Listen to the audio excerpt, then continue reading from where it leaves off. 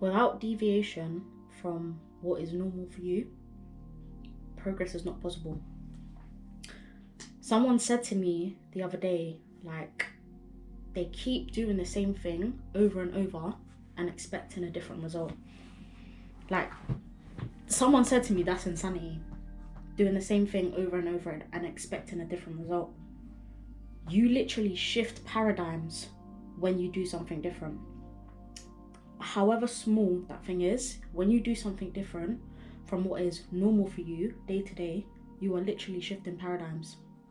You decide to eat different one day, you've got a whole different set of chemicals nurturing your body than you did the day before. You decide to post something different, you have a whole different set of engagement than you did the day before. You decide to take an action towards learning a new skill, reading a new book, finishing the book that you haven't read yet, have a whole different set of information than you did the day before. But there's a lot of people that know this information and still don't want to do anything with it anyway. And that's because they're comfortable in the paradigm that they're in. Like, they may be yearning for more, but they're not strong enough to take themselves outside of the realms of what they've already built to be able to go and grasp what they know they need to go and grasp. Like, they know they have potential, but their potential sits inside of them. They never fulfill said potential. It's just a dream and a vision for them, a vision they're not even tapping into. So I was listening to something while I was getting ready for the gym this morning. There's a video by Phil Kofer, or Kofer, however you say it. But his video was in essence of, to seek nothing is bliss, but if you seek, you shall suffer. So if you're seeking something, if you have a vision for something, if you are going on a quest or pursuing something, best know that you're going to suffer in some way, shape or form. You pursue a new body, you have to suffer to get that body. You try to open a new business, you pursue the challenges of that come with that. You try to get into a relationship with someone, feel deeply into the traumas or shadow work that you may not have even been considering when you try to get with that person. You're in pursuit of a new health journey. What do you need to do? You have to start making decisions that go against the norm of what you already know. Some see it as suffering, but for me, I see it as privilege. Like, you are privileged to go through these things that make you a better person. Yes, even though you're suffering, whatever is on suffering, I wouldn't even say suffering, I would just say experiencing resistance. There's always going to be some sort of resistance when you're trying to pursue said goal. It doesn't matter what it is. And you know what it is? If you're not seeing any resistance whilst you're pursuing said thing, then I don't think you're working hard enough at it, to be honest, because failure is guaranteed. Like, setbacks, resistance is guaranteed. It's just a natural law of life. How you take the failure, how you make that failure your own, how you add style to failure is what really sets you apart from somebody that is comfortable where they are, comfortable in the realms of who they are, what their identity is, doesn't want to break past that resistance, break past that barrier, because it's too hard for them in their eyes. But really and truly, it's not hard. Somebody just persisted at it long enough for them to break past it and then have a story to tell somebody that didn't. And then the person that didn't is looking at the other person like they're blessed or they're lucky or whatever. No, we're not lucky. Everybody is blessed in this life. Some people just have discipline and some don't. Some people just have the ability to push past failure and some don't. And the reality of it is that most of it is mental. Like, how many times have you been in the gym? How many times have you tried to finish a set and been like, oh my days, my body is tapping out, and then your mental comes through? I don't know what it is for me. Like, for me, it's like, I don't know if any of you go running, but when I run, there's a certain point where it's like my body wants to stop, but my mind wants to continue.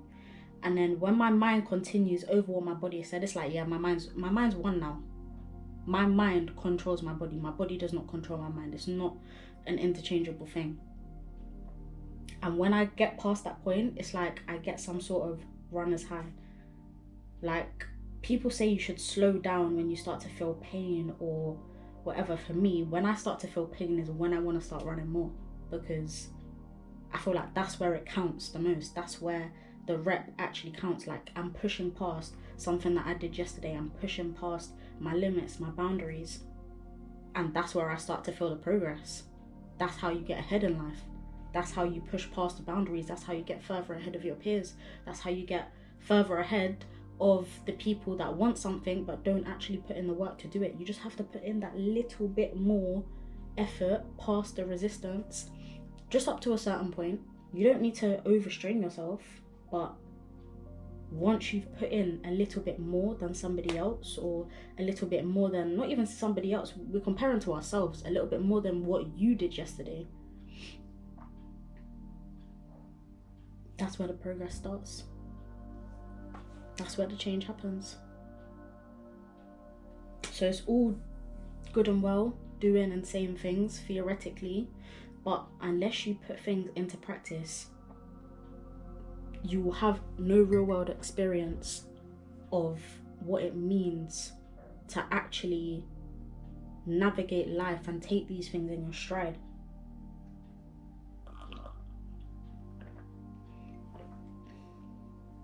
Like, you can endure more. Like, you can endure more than what life is currently given to you.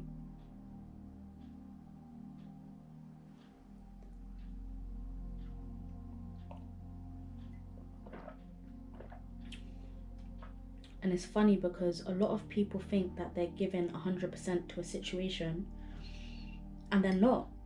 They're giving like 20%. There's times I was given like, I thought I was given 100%, but I was actually given 20% to my goal, 20% to what I wanted to happen, and expecting 100% back. And really and truly, I thought I was given 100%, but the reason I thought I was given 100% is because 80%, I was given 20% to that thing, and 80% of my mind was distracted.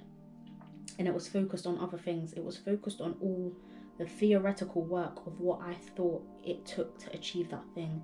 It was focused on all of the courage I needed to be able to pluck up to actually do that thing. It was focused on the opinions of others before I posted something. It was thought of what the outcome might be, and it might be negative. And it was actually stopping me from doing that thing. So 80% of my thoughts were going to something I could have been putting 100% of my effort into. And people think that just because you're not exerting 100% of your energy every day, or you don't go to bed super tired, or you have to work however many hours to get this, that, and the other, you don't have to be tired to feel accomplished. You don't have to be exhausted to feel like you did something. Like, the thing that you did, if you're truly doing it right, should actually bring you energy. It should bring you fulfillment. It should bring you purpose, and it should bring you closer to home within self. Even though the job I do requires a lot of thinking, it requires a lot of patience, it requires a lot of persistence, because sometimes working with young people is challenging, sometimes organizing things is challenging, sometimes not seeing results when you're posting is challenging. But I'm on the pursuit of what is on the other side of those challenging things. And then once I've done them, I'm just going to be one of the people that knew it was hard and did it anyway. Like, I knew it was hard and I still managed to get the thing done. And I can't wait for that moment. And I'm just excited on the way there. I don't need to be there yet. I need to be excited in what I'm doing now. And inevitably, I know it's coming to me. So if I know it's coming to me, why am I worrying? I'm actually happy where I am. So if you're comfortable staying stagnant and you want to stay in your blissful cocoon where there's no suffering, there's no pain, there's no real deep emotion,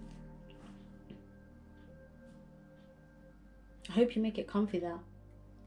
But if you are ready for what's on the other side of that suffering and pain and the pure fulfillment and accomplishment that comes with that, then just take the suffering in your stride. Like, find a way to make it a good story. There's no video, movie you've seen where they've left it without a happy ending, because things can have a happy ending.